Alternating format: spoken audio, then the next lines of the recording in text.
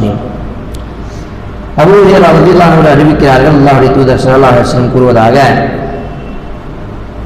ரசூலுல்லாஹோடு சில சஹாபாக்கள் இருக்கும் பொழுது திடீர்னு ஒரு சத்தம் கேட்கும்.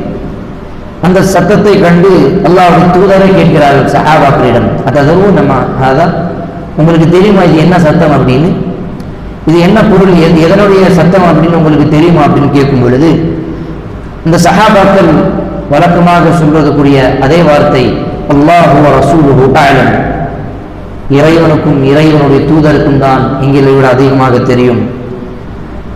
அல்லாஹ்வுடைய தூதர் சொன்னார்கள், இந்த சத்தம் ஒரு கல்லுடைய சத்தம், இவ்வளவு பயங்கரமாக உங்களுக்கு கேட்டது அந்த சத்தம் ஒரு கல்லுடைய சத்தம். ரூமியபிஹி ஃபின்னார், நரகத்தில் அந்த கல் போடப்பட்டது. முன்பு 70 ஹலீஃபல், 70 ஆண்டுகளுக்கு முன்பாக.